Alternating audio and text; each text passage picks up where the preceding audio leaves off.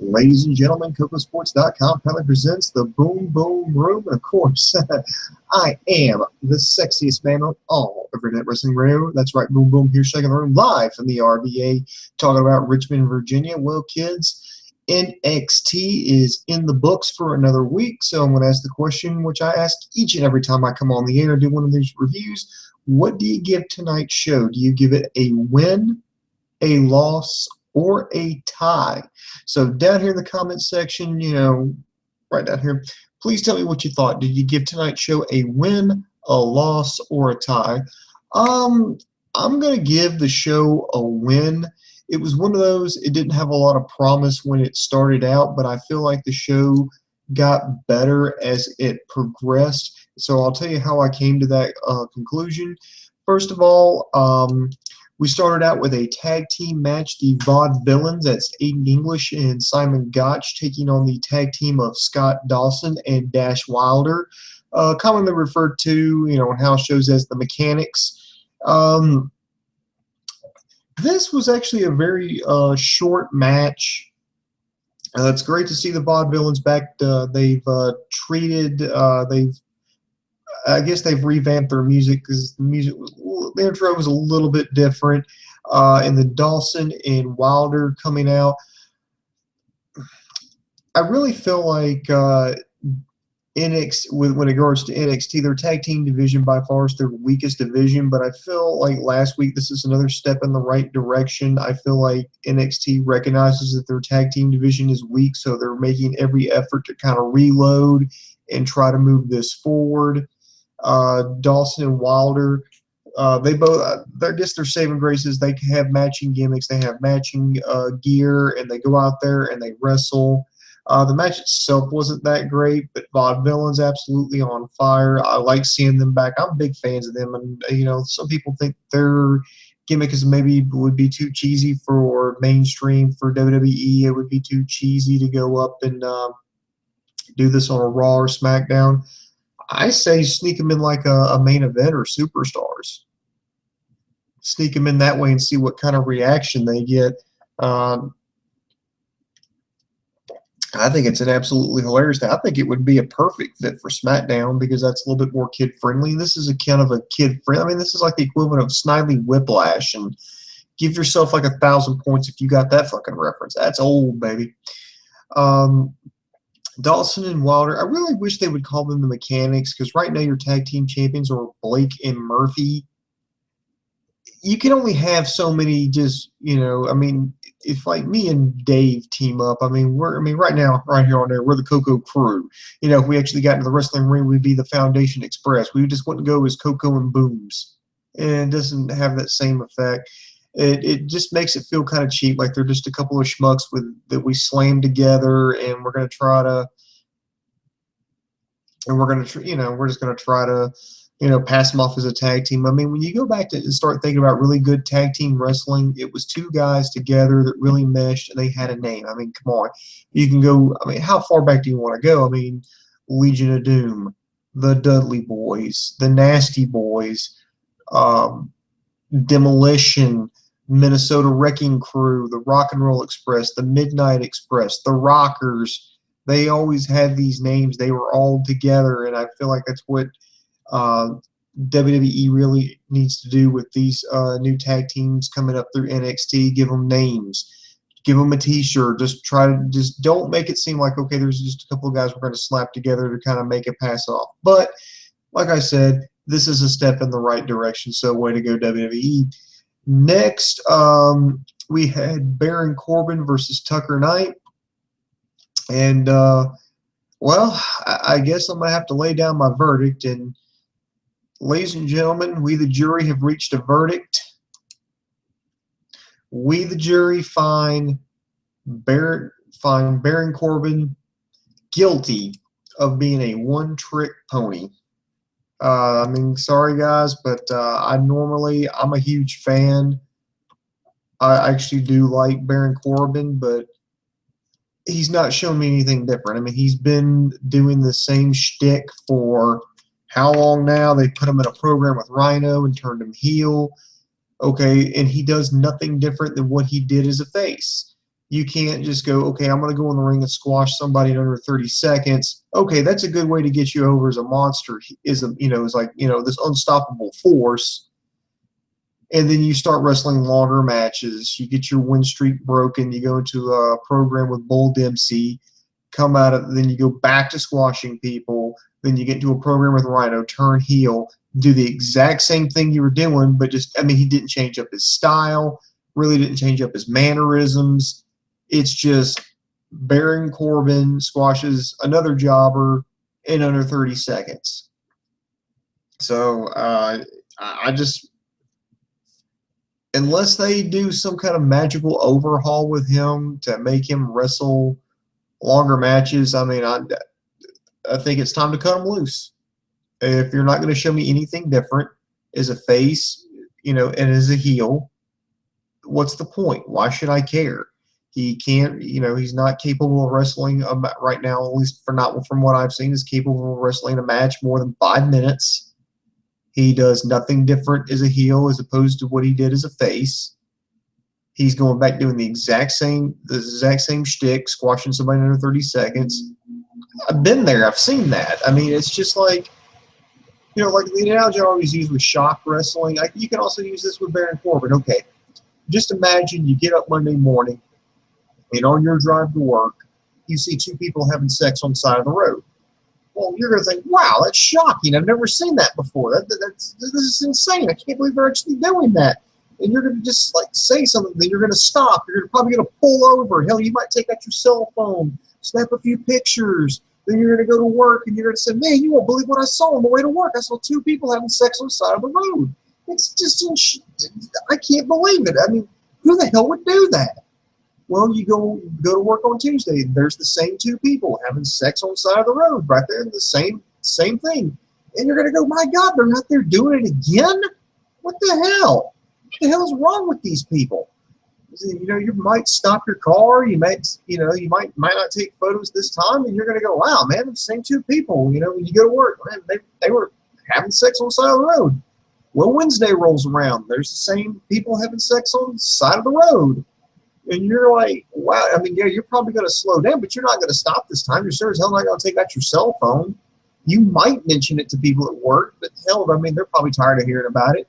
Thursday, you're like, are you serious? They're still out there having sex? Come on, we need to call the cops.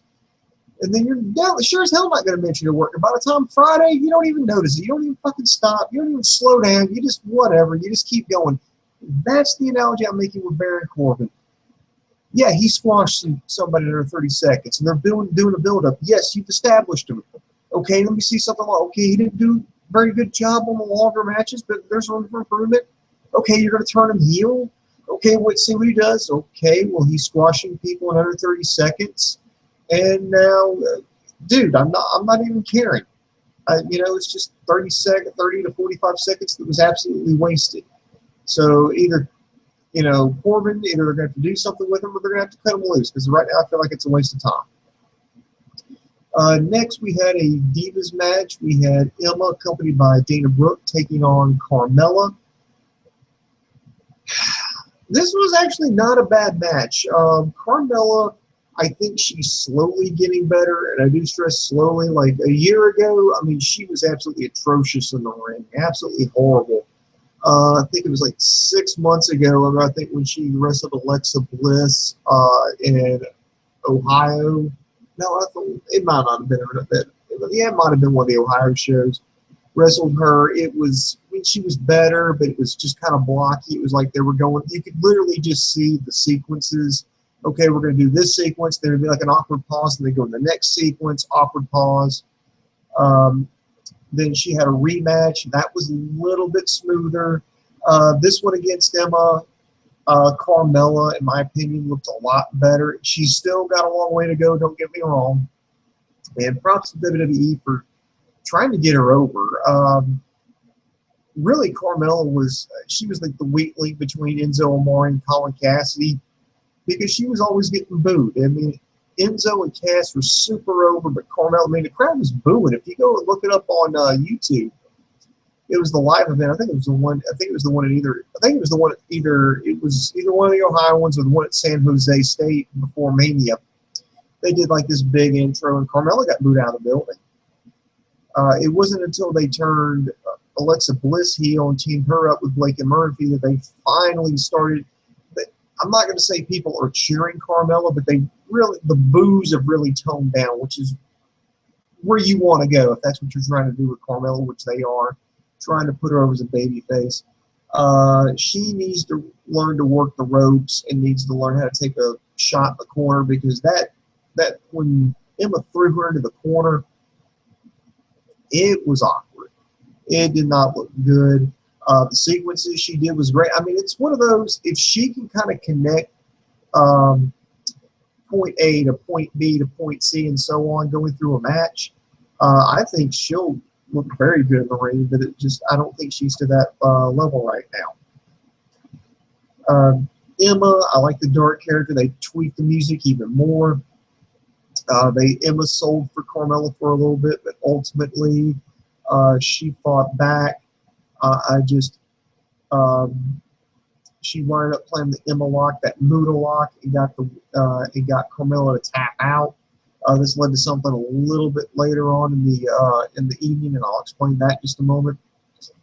Now, here's something I actually had a problem with. It was after this Divas match. It was Bull Dempsey fighting with the vending machine. No, I'm not making that up. You actually heard that sentence correctly. Bull Dempsey, one of those where the machine will take your, sometimes either won't take your dollar if you do, just for whatever reason, or your, food, whatever gets caught up in the little curly key thing on the vending machine. So he did that. He was getting upset. Then he picked up a chair. It was like he was going to smash the glass of the vending machine. William Regal snatched the chair, told him to sit down. And then they did something incredibly gross. Bull Dempsey had, I guess, smears of chocolate around his mouth, of course. And William Regal I was just like, dude, that's freaking nasty. God, Regal, please, God, don't ever do that again. That was just freaking gross. And he was telling Bull Dempsey to get it together, or they're gonna have another meeting, and he's not gonna like the outcome of that meeting. Am I the only one that's just really opposed to this storyline? I think it's dumb. I think, for WWE, from a whole company that likes to promote the don't be a bully, be a star. Be a star. Don't bully. This same company who preaches that shit is fat shaming one of their employees. I mean, that's what it is. It's fat shaming. I mean, Bull Dempsey, and I'm not going to say, oh, Bull Dempsey's a great wrestler. They're making fun of him. I'm not going to say he's like the second coming of Kevin Owens, because God knows he's not. He's not even that great. But I think this company should definitely be above fat shaming. And from someone, here who's, trying to take a little bit better control of his life, take better care of himself, and trying to get the sugar monkey off his back, someone who goes through that, is going through that struggle. I just think it's very inappropriate.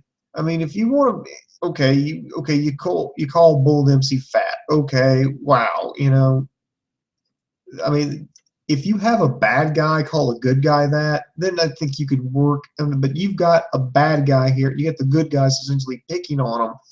Oh, you're fat. You're disgusting. You need to get yourself under control. I just think it's very hypocritical for a company who runs an anti-bullying campaign. So I'm not a fan of this. I really don't care. I don't care where the storyline goes. The ends will not justify the means to me. I mean, unless he, starts working out, he drops like 100 pounds, and he has like ripped abs and massive pecs and biceps, But frankly, I mean, come on, it's Bull Dempsey. He doesn't have that body type. I mean, just because you're not like chiseled does not mean you're, out of shape. It just, you have different body types. I mean, hell, in the main event, you had two guys that don't exactly have impressive physiques. That does not mean they're not in good shape. It does not mean they're not athletic. It just means they have just a different body type. There's just nothing. I mean, there's nothing wrong with that. You can't do that. I mean, you can't do anything about it. It's genetics. There's nothing you can do about it, and it's nobody's fault. Anyway, after that, sorry, I had to get that off my chest. I don't know. I need to come down off my soapbox. Let's say they did a clip of Eva Marie wrestling. I actually want to see Eva Marie wrestle since she's been working with Brian Kendrick. And then you saw Sarah Del Rey and William Regal watching that sparring she was doing. So I'm interested in seeing that. Next, they did a little backstage interview. It was from last week after Jason Jordan lost that tag match. Chad Gable came back in and offered his services as a tag team partner. This reminds me of the old, remember how they set up the Blue Bloods back in WCW, and he lost like 1,000 points, if you remember that. William Regal was wanting to, or back then Steven Regal in WCW stopped sending me the hate mail. Regal said he wanted to get in the tag team division, but he needed to find that right partner. Beautiful Bobby Eaton came out and volunteered. Regal said no. Then it just kind of became a weekly thing until eventually Eaton had to wrestle Regal, and after, it was during the match, he was beating him up so bad that Regal said, "You know what? You can be my partner. Just stop. Okay, you've earned my respect." I would actually like to see something with that with Gable. It's just, Gable's like, "Look, if you don't think I'm a good partner, I'll wrestle you and I'll beat you, and I'll show you that I'd be a great tag team partner. And why not?" Next, we have Tyler Breeze versus, actually, this is Jason Jordan's former tag team partner, Ty Dillinger. The perfect Dillinger doing the perfect 10 gimmick right now. Breeze, again, I've said this a million times, still blue in the face. Call him up already, WWE. Personally, I don't care if he stays down in NXT all the time because I know he won't really do. He's ready on Raw. He is. Breeze is ready, but I feel like he's going to get the Bo Dallas treatment when he goes up. He will have a good introduction period. He will have a good, I'd say, good 3-4 weeks. Then he's going to take a week off. People are going to go, "Well, I really don't get this," and then he's just going to get lost in the shuffle. It's exactly what happened to Bo Dallas, and that's not to say that's going to be Tyler Breeze's fault, because what's happening with Bo Dallas isn't his fault. And that, of course, this is all just my opinion. I feel like Breeze will get lost in the shuffle. I kind of like I had an idea of maybe having him be like a partner or a protege of The Miz, because they have similar personalities. I think that would be a great way to introduce him. Ty Dillinger, surprisingly looking pretty good in this match. He took an early control. He was just being absolutely vicious. Stomping on Breeze, mocking him, showing off a little bit until he lost. Broke his concentration for just a split second. This allowed Breeze to take over with a net breaker and a hurricanrana. Then finished him off with a beauty shot. I think this was like a deal between these two, and Dillinger was like, "Okay, I'll job to you. That's fine, but just don't make me like a fucking chump." And I think Breeze agreed to it. And again, this is all speculation. I have no facts to back this up, because that's what it looked like in the match, because Dillinger was all over Breeze like white on rice and a glass of milk on top of a paper plate in the middle of a snowstorm.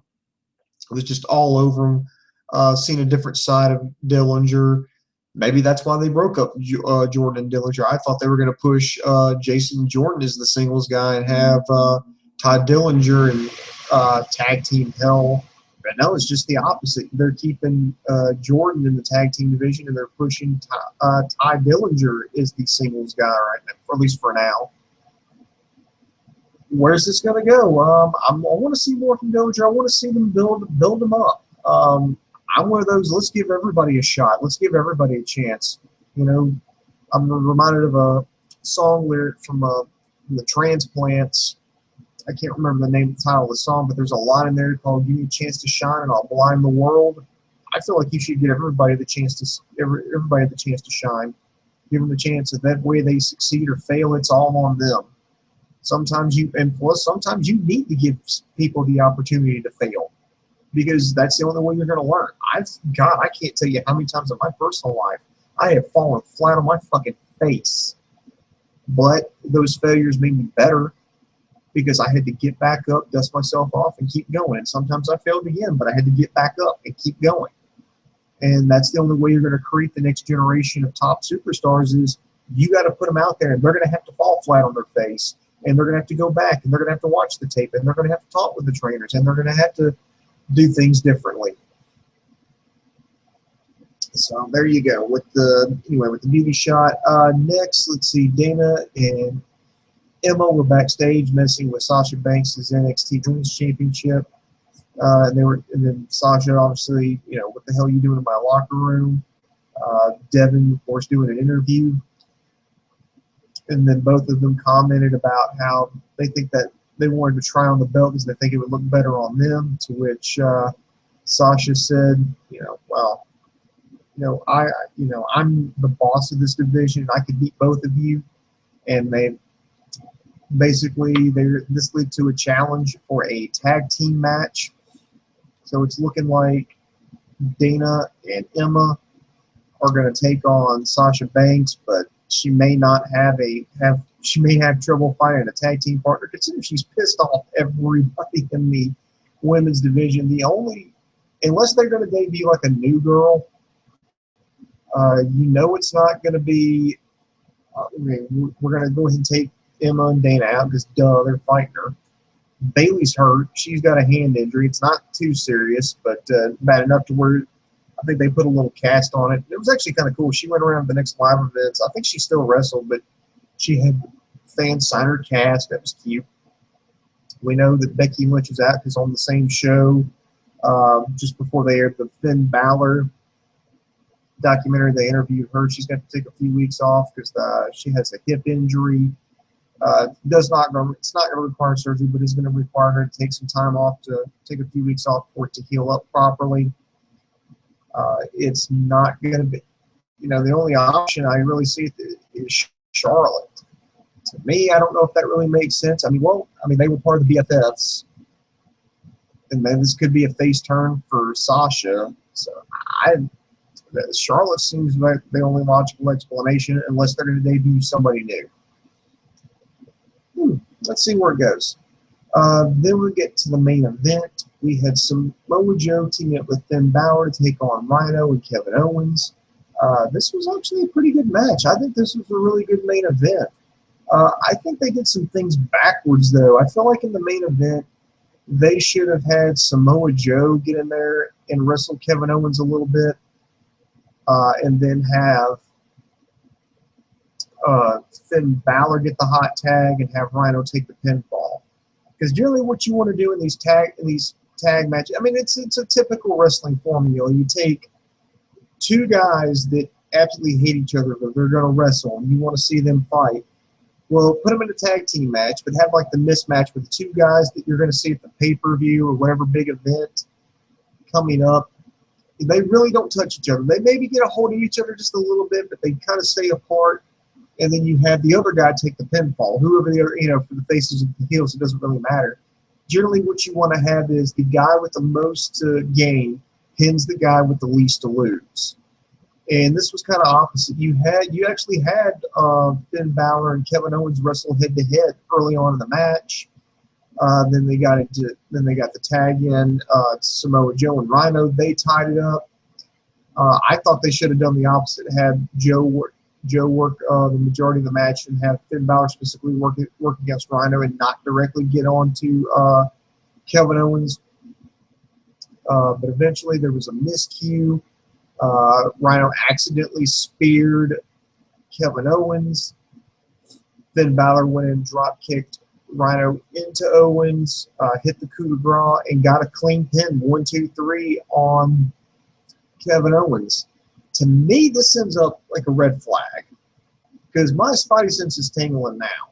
Well, here's the reason why. I say you can make arguments that, coming up on the 4th of July live from Tokyo, Japan, which comes on 5:30 in the morning here on the East Coast, which I won't be watching. No, not because I'll be asleep, because I'll be at work. I work overnights on the weekends, and at work at 5:30 in the morning. Hey, don't you want to be boom boom now? I think the reason why this ends up a red flag to me is, well, you're thinking, okay, well, Balor's going to win because, well, they're hyping him up. They're bringing him back to Japan, or a place where he was a superstar. They had a 3-part little documentary about his, journey from, Ireland to the UK to Japan to the WWE, and now leading up to this match with Kevin Owens in Japan, a place that made him famous. But you also had him get a clean victory over Kevin Owens on their smaller show.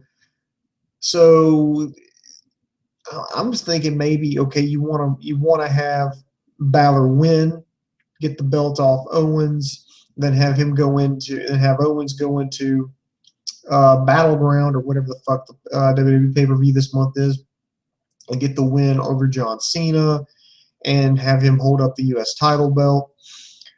But then again, if you're really, really pushing Owens, I mean, you see him as the NXT champion. Do you really want to show him getting beat, having, suffering a loss before going into this big event? So it's kind of like, well, which way do you want to go? I mean, do you want to like build up this baby face, build him up, and have him go up and challenge and get shot down? Or do you want to take arguably your number one heel in the company, have him lose going into a going into a pay-per-view against John Cena? I mean, I think I don't know what they want to do. I mean, either somebody's going to, okay, the worst thing I think they could do is, remember that finish that Lex Luger did against Yokozuna? I think it was like WrestleMania, not 9. I think no, it was the one. It was anyway. They did this. It was Lex Luger versus Yokozuna. It was at a I think it was a Mania. They did this big build-up. No, I don't think it was Mania, but fuck it, I don't give a shit. It was a big. I'm trying to remember this off the top of my head, so forgive me here. They did this big build-up with Lex Luger. They made him the whole patriotic red, white, and blue gimmick. They put him in the Lex Express, this tour bus that was going around the country, and he challenged Yokozuna, who was the WWF champion at the time. And they did this big build-up, and they had the match, and Lex Luger won by count-out. And they still dropped all this confetti down, like, oh, he did it, he beat him, he won, yay. And everybody was just so deflated because it wasn't a clean pin or a clean submission. It was, okay, the fat ass fell out of the fucking ring, didn't want to get back in, and got counted out. Maybe that's what they could do in Japan. I hope to God they don't, because you need to have take two, a clear winner, a clear loser. That's what they need to do, but I don't know if they're going to do it. I think the dumbest thing they could do is have a count out, or God forbid, have John fucking Cena, who's going to be there, by the way, interfere in the match. I wouldn't do that. So it's, to me, that kind of puts it up in the air, So I'm going to ask you, Internet Infantry, what do you think? Do you think WWE is going to go ahead and get the belt off Kevin Owens, put it on Finn Bálor, so that way he can clear his schedule, he can go up to Raw full time? Or are they going to keep it on Owens just a little bit longer, and I do stress a little bit longer, because they want to keep the heat on him and keep him looking strong leading up to his match against John Cena? What do you think? So to me, it's just kind of like picking the lesser of two evils. But the good guys get the win. They celebrate in the ring. We have a good build up into the Beast to the East. I guess that's what they're calling it. Pay-per-view, or not pay-per-view, special event on the 4th of July. Why WWE's never runs 4th of July shows in the United States? Why? I mean, it's the one time you'd want her. It doesn't matter where. Hell, you could be running a fucking show in goddamn Paducah, Kentucky. It doesn't matter. Just run it. Anyways, but all in all, I think it was a great match. There was a lot of, I see a lot of improvement with NXT, because they've been spinning their wheels with a combination of call-ups and injuries. They've been hurting. I feel like NXT's finally adjusted. We're actually seeing that on the tapings now. We got new injection of life into the tag team division with the Vaudevillains and Dawson and Wilder. We're still seeing nothing new from Baron Corbin. That's a low light. We're looking like we're going to see some fresh blood here with the Divas division. Carmella's looking a little bit better. Now Emma's challenging, so this is going to kind of break out this little circle here, maybe lead up to a different feud in the women's division. Breeze and Dillinger was okay. Dillinger, I was kind of impressed with what I saw. I want to see a little bit more, see what he can do. Breeze, he's looking awesome as always, and the main event really kicked ass. So you can really say that the roster is reloading right now, and it's kind of an exciting time to watch. Well, let's see. Looking here, I want to see if you got any questions. In the meantime, I was going to let everybody know that well, it's time, since it's time Wednesday night, we're going to watch like a lot of wrestling, and by we, I mean Dave and I. We've got a new concept coming for something on Wednesday, Thursday nights, but we're going to have to just kind of put that on the shelf for right now. We're waiting. We're trying to try to work out some logistics on it. I know we promised a lot of things, and I don't want to mention it, but this week, let's see, I've already, NXT. I mean, we've got to do Lucha Underground. We've got to do Ring of Honor. We've got to do Impact, and then I have to do SmackDown. So just everybody bear with us here. We got a lot of wrestling to watch and a short time to get there. So in the meantime, be sure to check us out at KocoSports.com. That's KOCO Sports.com. It's your home for all combat sports. That includes boxing, mixed martial arts, pro wrestling, amateur wrestling, sumo wrestling, taekwondo, kickboxing, judo. If you can get your nose broke doing it, we got you covered there on the site.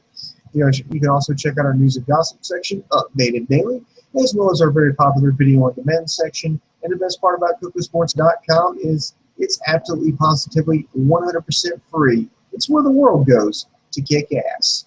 Well, guys, we got a lot more wrestling reviews, so stay tuned. So be sure to subscribe to us here on YouTube, Facebook, and Twitter. We're going to be cranking out a ton of reviews within the next 24 to probably about 30 hours. So keep it locked down here. And that's going to do it for me. So this is Boom Boom. And for my partner, Dave Coco, I am over.